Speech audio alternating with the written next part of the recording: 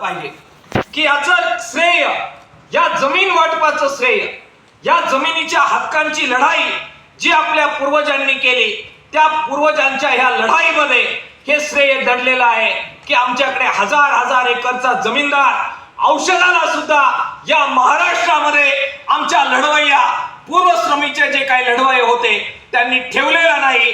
त्याचे वारसदार म्हणून आज आपण सगळे या ठिकाणी जमलेलो आहोत. कोण होते हे वारसदार? आपण आपला इतिहास विसरतो आणि त्यामुळे वेगवेगळ्या प्रांतातील ज्या सगळ्या संस्कृती आहेत त्या आपल्यावर राज्य करण्यासाठी महाराष्ट्रात येतात आणि आपली ही संबंध लिगसी, हे आपलं सगळं जे काही प्रचंड मोठा वारसा, त्याचा आपल्याला विसर पडतो आणि नको त्यांच्या नादाला लावून मोदी है तो मुमकिन है इथपर्यंत आपल्या लेकरांची भाषण आणि घोषणा जातात. आपला इतिहास हा जो सुरू होतो तो इतिहास जमीन वाटपाच्या बद्दल अंबर मलिक जो नगरमध्येच आपल्या ज्याचं पंतप्रधान पद जे त्यावेळी पेशव्यांकडे होतं, त्या काळामध्ये या अंबर मलिकने ज्या सुधारणा केल्या, साधारण 1548 ते 1626 या कालामधला हा जो कालखंड आहे तो जमीन वाटपाच्या बद्दल महाराष्ट्रात चर्चा करताना आपल्याला विसरता येत नाही. काय केलं अंबर मलिकने? हे औरंगाबाद जुनं शहर आणि आजचं संभाजीनगर हे वसवण्यात सुद्धा या इथोपियन गुलाम असणाऱ्या अंबर मलिकचा मोठा वाटा राहिलेला आहे.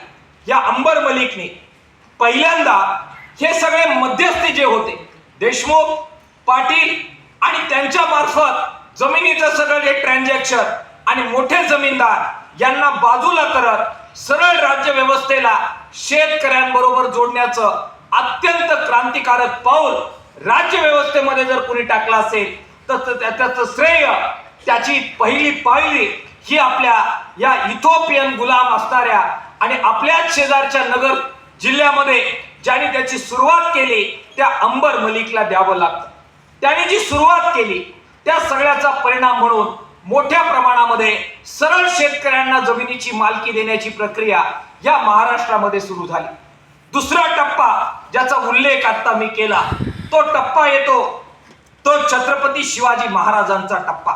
मला वाटतं आपल्या सगळ्यांना माहित आहे की छत्रपती शिवाजी महाराजांच्या अगोदर जे सगळे राज्यकर्ते उत्तरेतून खाली उतरले आणि त्यांनी कब्जात घेतली आपली भूमी, आपल्याला बेदखल केलं आणि आपल्या जमिनीत वैराण करत एक प्रकारे गाढवांचा नांगर आपल्या जमिनीवर, आपल्या शेतीवर, आपल्या संस्कृतीवर, महाराष्ट्रीयत्वावर, मराठीयत्वावर, पारसी भाषेच्या अतिक्रमणाच्या माध्यमातून हा सगळा जो आपल्यावर चालवला तो सगळा उलटा फिरवत सोन्याचा नांगर जमिनीमध्ये प्रत्यक्षपणाने ज्या जिजाऊ साहेबांनी आणि छत्रपती शिवाजी महाराजांनी चालवला त्याचा सगळा इतिहास आपल्या समोर आहे.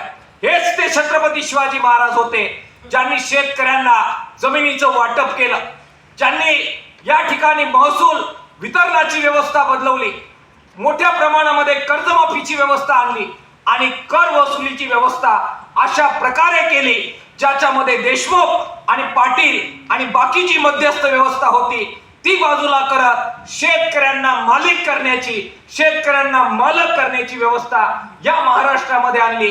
त्या प्रचंड मोठ्या पावलाचे आपण सगळे वारसदार आणि एक प्रकारे लाभार्थी सुद्धा आहोत आणि म्हणून या महाराष्ट्राचे शेतकरी छत्रपती शिवाजी महाराज आणि जिजाऊ साहेब या दोघांचेही आयुष्यभर ऋणी राहतील. त्यांच्याबद्दल आपल्या हृदयामध्ये कायमस्वरूपीचा आदर राहील.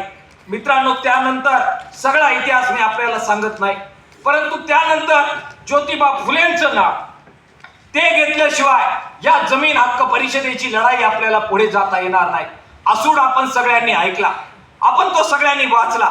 जमिनीच्या बद्दल, शेतकऱ्यांच्या मालकीबद्दल, शेतकऱ्यांच्या मालकी हिसकावून घेणाऱ्या वेगवेगळ्या सामंती संबंधांबद्दल, सगळ्याबद्दल छत्रपती शिवाजी महाराजांच्या नंतर ज्योतिबा फुले यांनी जे प्रचंड योगदान या सगळ्या महाराष्ट्रामध्ये दिलं त्याचा परिणाम म्हणून आज महाराष्ट्रामध्ये शेतकऱ्यांची मालकी आणि त्याच्या लढ्याला बळ मिळालं हे तुम्ही आम्ही विसरता कामा नये.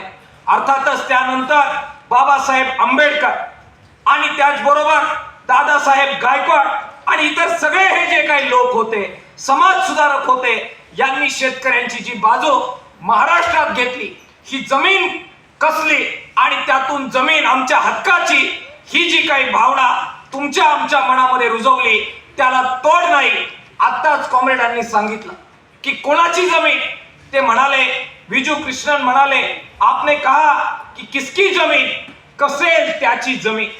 ज्याची जमीन आहे, जो कसतो त्याची जमीन असली पाहिजे, ही घोषणा त्या काळामध्ये जी जुमदुमली, त्यावेळी गोदावरी परुळेकर, शामराव परुळेकर, नाना मालुसरे, कॉम्रेड बुरांडे, संबंध महाराष्ट्रामधले इतर सगळे नेते, कॉम्रेड विठ्ठलराव नाईक, हे सगळे नेते, त्यांनी हा महाराष्ट्र त्यावेळी कसेल त्याची जमीन या संबंध घोषणेभोवती अनेक वेळा उठवला, संघर्षात उतरवला. तो लाल झेंडा, त्याचा मला अभिमान आहे. त्या लाल झेंड्याच्या नेतृत्वाखाली या सगळ्या चळवळी महाराष्ट्रात झालेल्या तुम्ही आमच्या मागच्या पिढीनं पाहिलेल्या आहेत. मित्रांनो, त्याच्या जोडीला एकीकडे कसेल त्याची जमीन बरोबर, परंतु दादासाहेब गायकवाडांनी दुसरी गोष्ट विचारली, कसेल त्याची जमीन बरोबर पण नसेल त्याचं काय. हा कळीचा प्रश्न या महाराष्ट्रामध्ये दलितांसाठी, आदिवासींसाठी, ज्यांच्याकडे जमिनीची मालकी नव्हती, जो कसत नव्हते परंतु ते जमीन करत होते, त्यांचं काय, सामाजिक सुधारणांचं काय, सामाजिक हक्कांचं काय, हा प्रश्न याच महाराष्ट्रामध्ये दादासाहेब गायकवाड आणि आपल्या जीवनमार्गचे संपादक R.B. मोरे ही प्रचंड मोठी जी काही सामाजिक सुधारणांची जी फळी आहे त्यांनी केलं, त्याचे वारसदार म्हणून आज किसान सभेचे आपण लोक इथे जमलेलो आहोत. हा वारसा, लढ्याचा वारसा, हा आपल्या सगळ्यांच्या मागे आहे. केवळ तेवढ्यावर ही लढाई थांबलेली नाही. गोदावरी परुळेकर, शामराव परुळेकर, नाना मालुसरे, बाकीचे आपले सगळे नेते यांनी सगळी कसलेली लढाई कॉम्रेड कृष्णा खोपकरांपर्यंत, आज कॉम्रेड JP गावितांपर्यंत, कॉम्रेड डॉक्टर अशोक ढवळेंपर्यंत आणि आज तुम्ही जे सगळे आम्ही बसलेलो आहोत या सगळ्यांपर्यंत हा वारसा येतो. हा प्रचंड वारसा जो चालू झाला मराठी बोलणाऱ्या भागामधल्या जमिनीच्या हक्कांचा वारसा, हा उन्नत वारसा लाभलेले आपण लोक आहोत. आपला सांस्कृतिक इतिहास याच मातीमध्ये लिहिला गेला.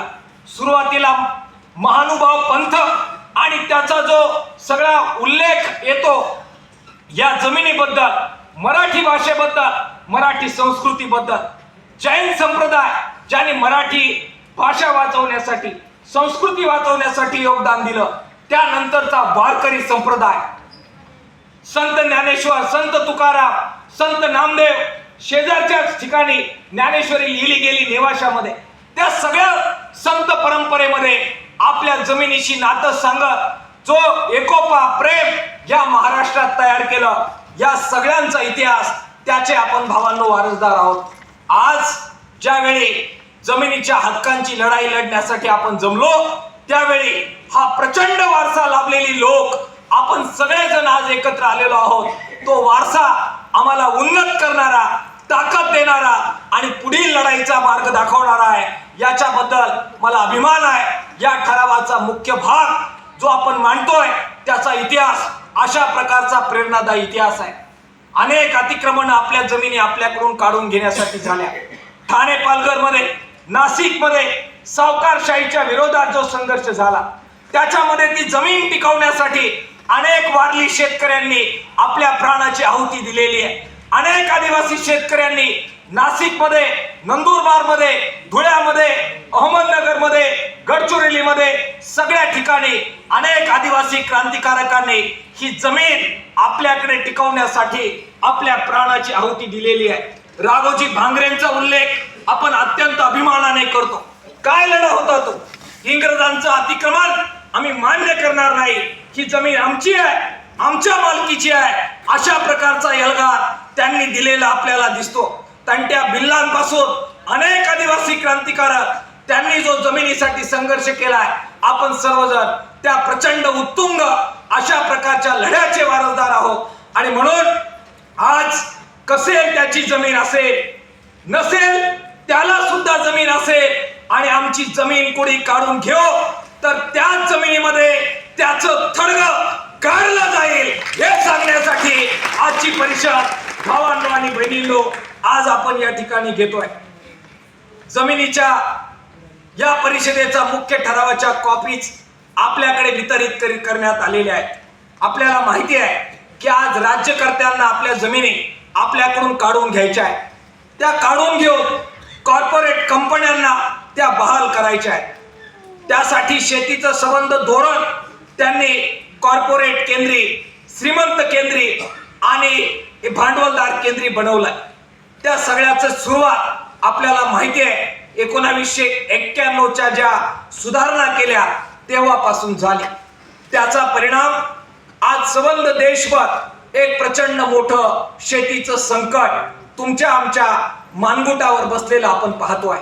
या शेतीच्या संकटाचा जो परिणाम झाला त्यामुळे ही प्रचंड मराठी बोलणाऱ्यांची भूमी, प्रचंड मोठा इतिहास असणारी भूमी आज दुर्दैवानं संबंध देशभर कशासाठी ओळखली जात असेल तर सर्वात जास्त शेतकरी आत्महत्या ज्या राज्यामध्ये होतात दुर्दैवानं त्याच्यासाठी ही मराठी जमीन आज ओळखली जाते.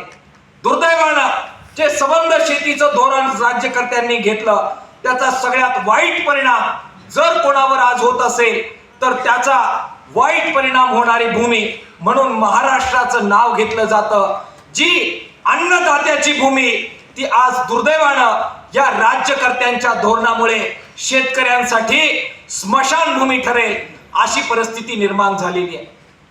या शेती अरिष्टाचे पैलू आपण आपल्या ठरावामध्ये 5 महत्वाच्या मुद्द्यांच्या स्वरूपामध्ये मांडलेले आहेत. राज्य अधिवेशनामध्ये या 5 मुद्द्यांवर आणि त्या व्यतिरिक्त सुद्धा बाकी अनेक मुद्द्यांवर आपण चर्चा केलेली आहे.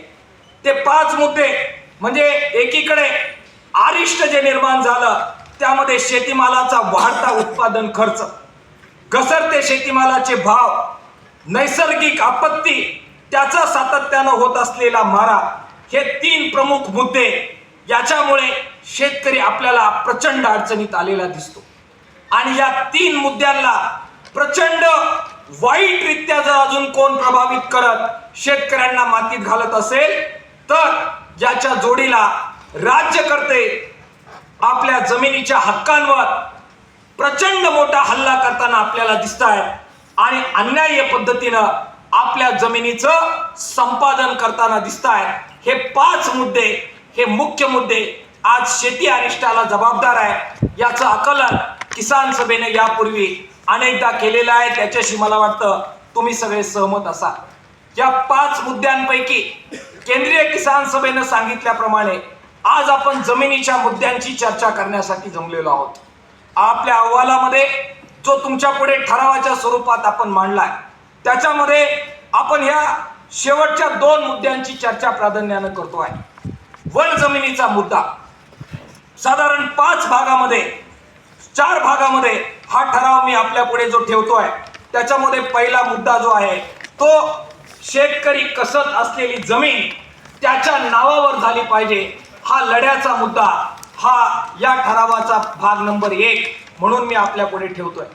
अरिष्ट त्याला कारणीभूत असणारे जे मुद्दे आहेत त्या मुद्द्यापैकी जमीन नावावर नसणं हा एक महत्वाचा मुद्दा शेतीचं संकट तीव्र करण्यासाठी जबाबदार आहे. मला वाटतं तुम्ही आम्ही सगळेजण याच्याशी सहमत व्हाल. काय परिस्थिती आहे, आपण एक प्रचंड लढा जंगलची जमीन आपल्या नावावर झाली पाहिजे यासाठी दिला. 2005च्या अगोदर अनेक झुंजार लढे आपण यासाठी केले. डाव्या आघाडीचं पाठिंबा दिलेलं जे सरकार केंद्रामध्ये होतं, बाहेरून आपला पाठिंबा होता आणि रस्त्यावर आपली लढाई होती म्हणून वनाधिकार कायदा झाला. आज 2005चा तो कायदा जो 2006 साली संमत झाला आणि आज आपण 2025 मध्ये भेटतोय. या प्रचंड कालावधीमध्ये कायदा असून सुद्धा अनेक ठिकाणच्या जमिनी काही आपल्या नावावर झाल्या पण मुख्य जमिनी अजूनही आपल्या नावावर नाहीत. शेतीचं संकट जे वाढलं, आपल्या जमिनी काढून घेण्याचं जे पाप झालं ते धुवून काढण्याच्यासाठी हा मुद्दा अत्यंत महत्वाचा मुद्दा आहे. आजच्या परिषदेमध्ये पूर्ण मोठा पॅरेग्राफ या ठरावाचा आपण याच्यावर लिहिलेला आहे. त्याच्यामध्ये सगळ्या डिटेलमध्ये मी जात नाही पण आकडेवारी आपण लक्षात घेतली पाहिजे की चुकीच्या पद्धतीने या वन कायद्याची अंमलबजावणी झाली. परिणामतः महाराष्ट्रामध्ये 2,24,874 इतक्या मोठ्या प्रमाणात दावे वन जमिनीचे